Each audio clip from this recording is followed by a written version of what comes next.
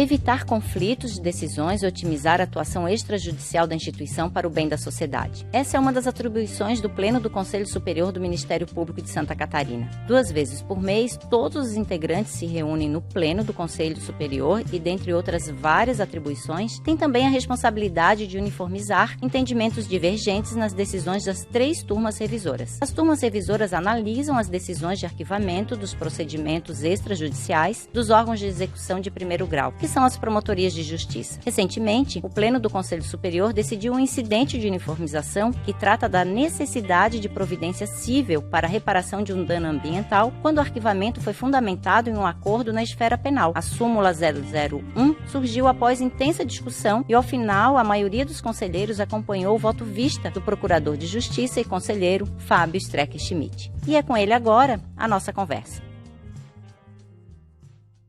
Olá, doutor Strecker. Boa tarde. O senhor poderia explicar o que é um precedente de uniformização, esse instrumento emitido pelo Pleno do Conselho Superior aqui do Ministério Público, e qual o seu objetivo? O regimento interno do Conselho Superior prevê esse incidente de uniformização de decisões. Ele se aplica quando as turmas revisoras do Conselho têm decisões contraditórias, divergentes. Então, por iniciativa de um membro do Ministério Público, um promotor ou uma promotora de justiça, interpõe esse incidente de uniformização para que o Conselho Pleno, que reúne todos os conselheiros, possa analisar aquela situação, aquela matéria, e então tomar uma decisão uniforme do Conselho Superior para aquela situação. Então é um instrumento bastante valioso do regimento interno. Ele visa a ter uma orientação única do Conselho para situações assemelhadas e, infelizmente, ainda é pouco utilizado, né? Acho que poucos colegas se lembram desse instrumento, então não é comum o Conselho decidir incidentes de uniformização. Mas quando ocorrem, eles são muito bem estudados, aprofundados, porque uma das grandes preocupações do Conselho, além de decidir os casos concretos que chegam para apreciação, é o caráter de orientação das decisões do Conselho. Então, quando o Conselho decide um procedimento, seja pela homologação do arquivamento, seja pela não homologação, os conselheiros sempre têm em vista que essa decisão irá orientar outros promotores de justiça, outras promotoras de justiça. E isso agora se revela ainda mais importante quando a Subprocuradoria-Geral para Assuntos Institucionais está procurando atualizar a base de dados da pesquisa textual das decisões do Conselho. As decisões dos conselheiros estará à disposição dos colegas para consulta e esse caráter de orientação das decisões do Conselho será ainda mais importante. Por isso, é de extrema importância que não haja entre as turmas decisões divergentes, decisões contraditórias. Recentemente, o Pleno decidiu um incidente de uniformização na área ambiental. O senhor poderia explicar o que foi e como é que era essa divergência? A situação concreta se dava em procedimentos, inquéritos civis ou procedimentos preparatórios de natureza ambiental, em que havia dano ambiental constatado, verificado, e esse dano ambiental, esse fato, também configurava um crime ambiental da lei especial, mas crime de menor potencial ofensivo. O que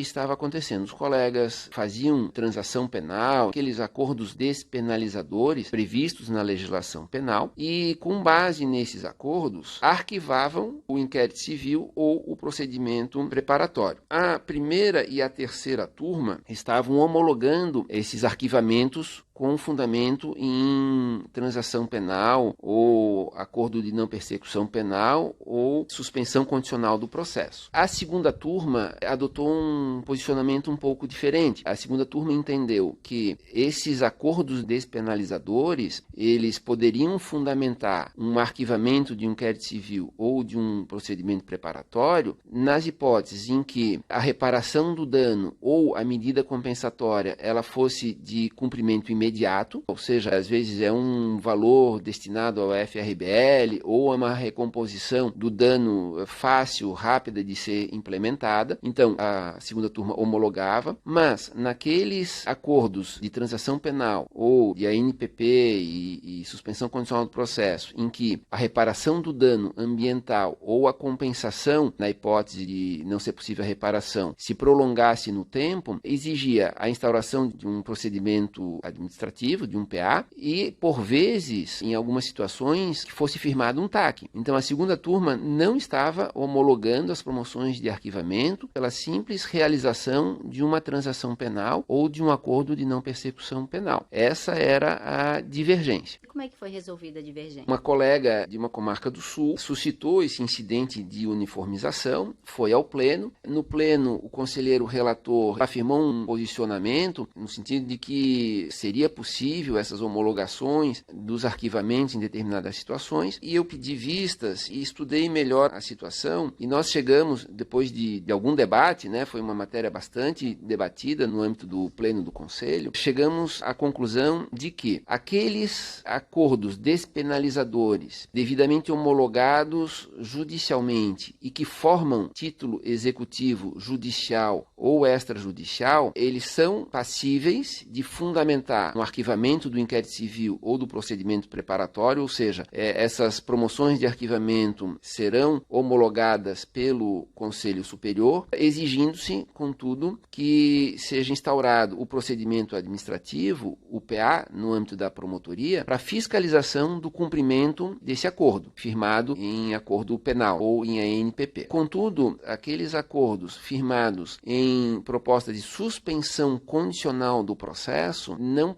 são passíveis de fundamentar um arquivamento de inquérito civil ou de procedimento preparatório, porque o acordo de suspensão condicional do processo, ele não forma título executivo judicial ou extrajudicial. Ele não pode ser executado, se não for cumprido, ele não pode ser executado no âmbito civil para obrigar que, no caso da suspensão condicional do processo, o réu, ele não tenha cumprido a obrigação de reparação do dano ou de compensação. Ou seja, o não cumprimento da suspensão condicional do processo tem como consequência apenas e exclusivamente a continuidade do processo penal. No âmbito civil, o promotor teria que ou instaurar novo ou reabrir o inquérito civil antes arquivado e dar prosseguimento às investigações e tentar firmar ou um TAC, termo de ajustamento de conduta, ou ajuizar a ação. O que o Conselho entendeu? Isso demandaria um serviço, um trabalho adicional às promotorias de justiça, na medida em que, não cumprindo o acordo de suspensão condicional do processo, o promotor teria que começar do zero uma nova negociação com aquele réu. Então, o Conselho entendeu que, no caso de suspensão condicional do processo, o adequado é que o promotor firme juntamente, não no mesmo ato, mas no mesmo momento, o termo de ajustamento de conduta, porque o TAC arquivado, firmado e homologado o arquivamento pelo Conselho Superior, ele se torna título executivo extrajudicial, ou seja, aquela obrigação de reparação do dano ou de compensação, quando não possível a recuperação do dano, pode ser executado no âmbito civil, sem a necessidade de uma nova entabulação de acordo ou prosseguir a investigação sobre as responsabilidades daquele dano, enfim, uma forma mais efetiva de atuação do Ministério Público, no caso de suspensão condicional do processo, que juntamente seja firmado um TAC para garantir a reparação do dano ou a executoriedade desse acordo no âmbito civil para a reparação do dano ou para a compensação quando não é possível a reparação. Esse é o seu voto vista? Esse foi o meu voto vista, bastante debatido e que, ao final, por maioria, acabou se consolidando e foi a decisão do Conselho Pleno que gerou, então, aquela súmula, acho que é a 001 de 2022, se não me falha a memória, que resume uma coisa interessante do incidente de uniformização de decisão, é que ele sempre vai gerar uma súmula. E essa súmula, então, é a orientação do Conselho Pleno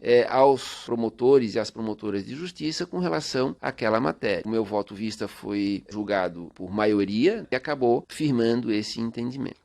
O que muda na prática, tanto para a atuação das promotorias de justiça e para a sociedade com essa diretriz institucional? A preocupação, desde as discussões lá na segunda turma, é de que a atuação do promotor, da promotora de justiça, ele fosse o mais eficiente, o mais eficaz possível, sem a necessidade de reabrir uma discussão, de buscar novamente o autor do fato ou o réu para uma nova negociação depois que ele não cumpriu o acordo na seara penal. A situação do Ministério Público nesses casos ficaria, digamos assim, fragilizada. Então, qual foi a preocupação? No momento em que o promotor negocia, firma o acordo na seara penal, ele já garante a executividade desse acordo na esfera civil. Esse é o principal ganho, é que o promotor de justiça, a promotora de justiça, não vai precisar rediscutir os termos de um acordo com essa pessoa. Então, primeiro, é importante ressaltar que no âmbito dos danos ambientais, da Lei Especial de Crimes Ambientais, não é possível nenhum acordo despenalizador, ou seja, transação penal, acordo de não persecução penal ou suspensão condicional do processo, que não é bem um instituto despenalizador, mas ele exclui o processo, o efeito acaba sendo muito parecido, não admite que sejam firmados esses acordos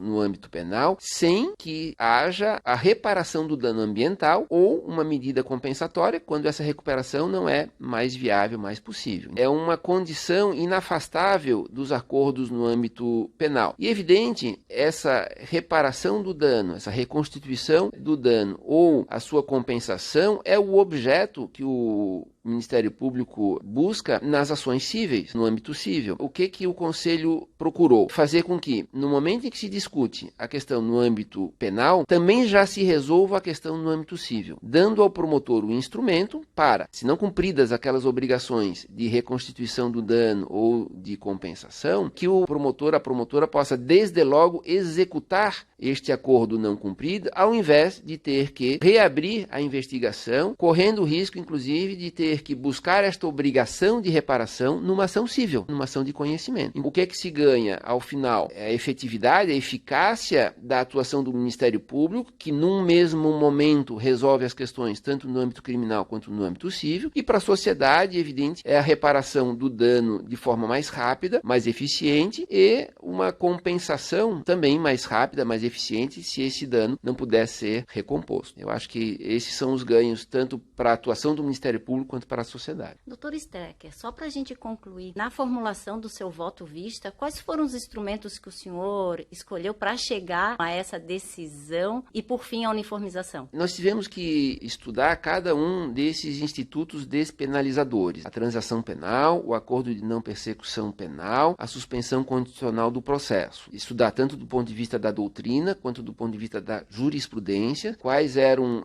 as consequências quanto ao descumprimento de cada um deles, quais seriam as repercussões, tanto no âmbito penal, que a gente tem mais familiaridade, mas no âmbito civil, porque esses acordos, eles envolvem obrigações de natureza civil. Então, quais deles a homologação judicial constitui título executivo judicial ou título executivo extrajudicial? Foi um estudo bastante amplo e até profundo em cada um desses institutos para que a gente pudesse construir uma solução que fosse bem segura para o Ministério Público e que assegurasse ou que facilitasse essa efetividade na atuação, essa eficácia na atuação, que o promotor não precisasse ficar repetindo atos e negociações e chamar o autor do fato lá 2, 3 vezes para negociar, uma hora no cível, outra hora no crime, enfim. Então, nós fizemos um estudo bastante aprofundado de cada um desses institutos e das consequências, especialmente das consequências quando do não cumprimento das obrigações. E aí conseguimos chegar a esse entendimento. É interessante observar nesse caso que a decisão final, ela